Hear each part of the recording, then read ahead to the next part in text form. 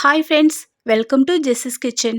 சப்பாத்தி, இட்லி, தோசைக்கு ஒரு அருமையான டேஸ்ட்டில் சென்னா மசாலா 5 நிமிஷத்தில் எப்படி செய்யலான்னு பார்க்கலாம். ஃபஸ்ட்டு ஒரு கடாய் அடுப்பில் வச்சுட்டு இது கூட 2 டேபிள் ஸ்பூன் அளவுக்கு ஆயில் சேர்த்துக்கோங்க. ஆயில் சூடான பிறகு பட்டை, கிராம்பு, ஏலக்காய், கல்பாசி சேர்த்துக்கோங்க. 2 பெரிய வெங்காயத்தை நல்லா மெல்லிசா நீள் வாக்கில் கட் பண்ணி சேர்த்துக்கோங்க. இப்போ இதை நல்லா நம்ம வதக்கிக்கலாம். அடுப்பை மீடியம் ஃப்ளேமில் வச்சுக்கோங்க. இந்த வெங்காயத்தை நல்லா ப்ரௌன் கலரில் வரும் வரை நல்லா வதக்கிக்கோங்க. இப்போ பாருங்க, நல்லா சுருள ப்ரௌன் கலரில் இது போல் வதங்கணும். இப்போ இது கூட 1 டீஸ்பூன் அளவுக்கு இஞ்சி பூண்டு பேஸ்ட்டுகளை சேர்த்துக்கோங்க. இப்போ இதனுடைய பச்சை வாசனை போகும் வரை 1 நிமிஷத்துக்கு நல்லா இது போல் வதக்கிக்கோங்க. இது நல்லா வதங்கின பிறகு சின்ன சைஸ் தக்காளியை கட் பண்ணி இது கூட சேர்த்துக்கோங்க. கூடவே கொஞ்சமாக கல்லுப்பும் சேர்த்துக்கோங்க. இந்த கல்லுப்பை சேர்த்து நம்ம வதக்கும்போது தக்காளி, வெங்காயம்லாம் நல்லா சுருள வதங்கி வரும். ஃப்ரெண்ட்ஸ், முக்கியமாக இந்த குருமாவுக்கு புளிப்பு தன்மை அதிகமாக இருக்கக்கூடாது. அதனால் சின்ன சைஸ் தக்காளியை கட் பண்ணி சேர்த்துக்கோங்க. இப்போ பாருங்க, இந்த தக்காளியெல்லாம் நல்லா சுருள இது போல் வதங்கணும். இப்போ இது கூட 1/4 ஸ்பூன் அளவுக்கு மஞ்சத்தூள், 1/2 டீஸ்பூன் அளவுக்கு மசாலாத்தூள், 1 டீஸ்பூன் அளவுக்கு மிக்சர் மிளகாய்த்தூள் நான் சேர்த்துருக்கிறேன். சப்போஸ் நீங்கள் தனி மிளகாய்த்தூள் சேர்க்குற மாதிரி இருந்துச்சுன்னா 1/2 டீஸ்பூன் மிளகாய்த்தூள், 3/4 டீஸ்பூன் மல்லித்தூள் சேர்த்துக்கோங்க, கரெக்டாக இருக்கும். இப்போ இந்த எண்ணெயிலேயே இந்த மசாலாவை நல்லா இது போல் வதக்கிக்கோங்க. இப்போ இது கூட ஆல்ரெடி ஊற வைத்து வேக வைத்த கொண்டக்கடலையை அந்த வேக வைத்த தண்ணியோடய சேர்த்துக்கோங்க.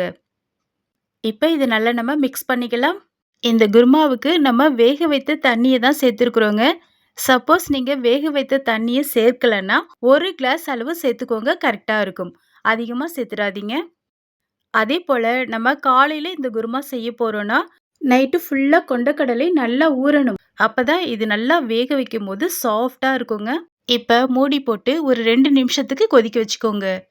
இந்த டைமில் இதுக்கு நல்ல சுவையை கொடுக்கக்கூடிய ஒரு மசாலா அரைச்சிக்கலாங்க. இப்போ ஒரு மிக்ஸி ஜாரில் 3 டேபிள் ஸ்பூன் அளவுக்கு துருவின தேங்காவை சேர்த்துக்கோங்க. கூடவே 1/2 டீஸ்பூன் அளவுக்கு சோம்பு, கூடவே வறுத்து ஊற வைத்த கசகசா, முந்திரி பருப்புகளை தண்ணியோடய சேர்த்துக்கோங்க. சேர்த்துட்டு இதை நல்லா நம்ம ஃபைன் பேஸ்ட்டாக கிரைண்ட் பண்ணிக்கலாம்.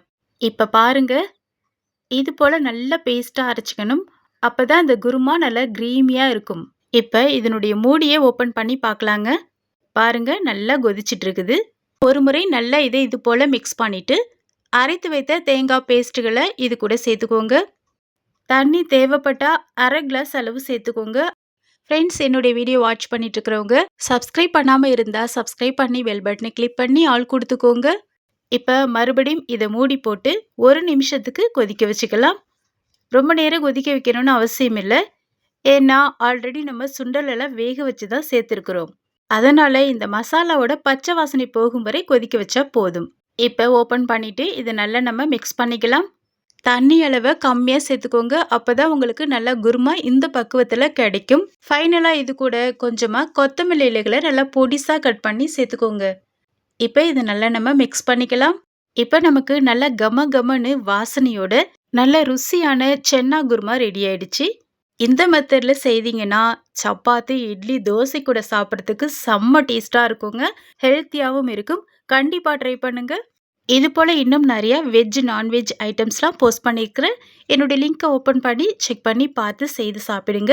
வீடியோ வாட்ச் பண்ணிட்டு இருக்கிறவங்க சப்ஸ்கிரைப் பண்ணாமல் இருந்தால் சப்ஸ்கிரைப் பண்ணி பெல் பட்டனை கிளிக் பண்ணி ஆல் கொடுத்துக்கோங்க. Okay friends, thank you. நெக்ஸ்ட் வீடியோவில் பார்க்கலாம். பாய்.